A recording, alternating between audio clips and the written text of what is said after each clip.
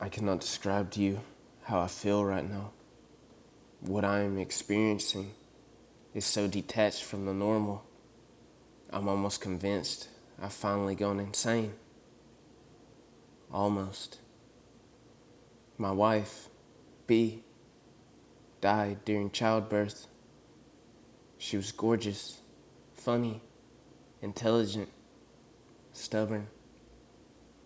A woman whose laugh was so loud, eating in a restaurant was a challenge. A woman whose stare was so intense, it made my hands shake. I lost her as she gave birth to our daughter, Sam. Of course, I could have resented Sam for taking away what was once mine in a way nothing else can be, for taking what was so truly and utterly pure. But I didn't. I knew B wouldn't have wanted any resentment. She wouldn't have wanted our only child to have her life ruined by hate. But this isn't about grief. This isn't about the physical sucker punch of losing forever something you loved. This is about something far more sinister. My daughter was lively, always running and screaming, leaping up and down the climbing frame, causing havoc in her classes. So for her 6th birthday, a trip with friends to the movies had left her so pent up with energy, I could barely keep up with her as she dipped and dodged between people on the pavement. She'd occasionally turn back through the sea of people and shout, "Daddy, come on," in a tone that was almost petulant. I couldn't help but love her. I tried to chase her. I really did. She was too busy looking at me when she dashed out into the road, and the bus didn't have time to stop. A sickening crunch, and the world fell silent. I cradled her broken form in my arms, too numb to weep, too hurt to move. All I could feel was the warm, crimson liquid gently seep into my clothes. In the state of shock I was in, I could just think about how I was going to wash my jeans. It sounds horrid, I know, but a loss like that tears everything away from you and leaves you with only the bare thought process that makes us human. The next week was a blur. I cannot place a single memory to a time. In between friends and family extending their condolences and the hollowing sobs of mine that would break out at any moment. I attended her funeral dressed in all black. By dressed, I don't mean merely clothes. My very essence was dark. I couldn't feel or think. And the day continued as I went through the motions, like a dying man treading water. Everyone wanted to tell me about Sam and how perfect she was, what an angel she was, as if I didn't know, as if I didn't realize what a gift my own daughter was. The man stood out from the rest as he walked up to me and handed me this large leather book. I assumed, at the time, he was a parent of one of Sam's friends, handing me a collection of their photos together. Or maybe I was too numb to even process his cold hands and how he never mentioned my daughter once. For a month, I was lost. I drank and stayed in our now empty apartment alone, watching old box sets, too numb now to even cry.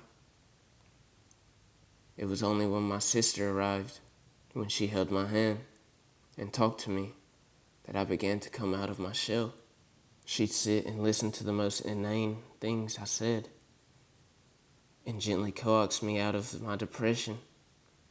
Not completely, but enough for me to begin to live what was almost a real life again. That was when I opened the book. I decided to remember Sam for all the joy she gave and was prepared to reflect on her life without feeling miserable. I opened to the first page. It was essentially a binder full of Polaroid photos of my daughter growing up. I furrowed my brow. They were taken from a distance, blurred slightly, and I was in a few of them. I began to feel sick, but hoped that the following photos would provide some explanation. I came up with every excuse of how the man obtained these photos, desperate to view the moments of my daughter's life without a sense of trepidation. The photos grew closer and closer to my daughter's birthday. I could see the day I gave her a tiny bike after she turned 5, and the skinned knee that ensued. The book had so many more pages that I assumed the rest were empty. But there was a photo of her just before the movies on her 6th birthday. I could recognize the pink raincoat she insisted on wearing, and my hands on her shoulders. There was no photo of the crash. Instead, her life continued inside this book. Her 7th birthday had a photo of me and her in the garden, covered in paint, with a huge canvas on the floor and an extremely messy painting. Her 7th birthday. Her 7th birthday. The reality of what I was seeing hit me then, and I slammed the book shut. I sat there at the kitchen table, staring at the leather. This must be some sadistic Photoshop. I hoped someone had taken the time to pull a horrid prank on me. I say I hoped, because essentially, I couldn't believe the other explanation, if there even was one. Gritting my teeth, I decided I had nothing to lose and kept reading. I can't explain the emotions I felt whilst I read accurately, listening to the sound of the page turning. I can try, but nothing could prepare you for something like this. Her life continued, showing her losing her baby teeth, her first day of senior school. My turning of the pages became more frenzied, and I began to notice something. The photographer was getting closer to her, as she grew older. Not in every photo, but a general trend. The photographer was getting closer and closer, more daring, perhaps. She was beautiful, stunning. As a teenager, she looked just like her mother, all curls and smiles. I grew older too, but the photos began to include me less and less. Her 16th birthday was strange. A group of her friends, sitting outside, drinking from little plastic cups at a picnic. But there was someone in the background, near the bushes of the park where this was taken. A dark figure stood. You wouldn't have noticed him if not for the small shadow he cast on the grass. I leaned back for a moment and exhaled. This was too weird.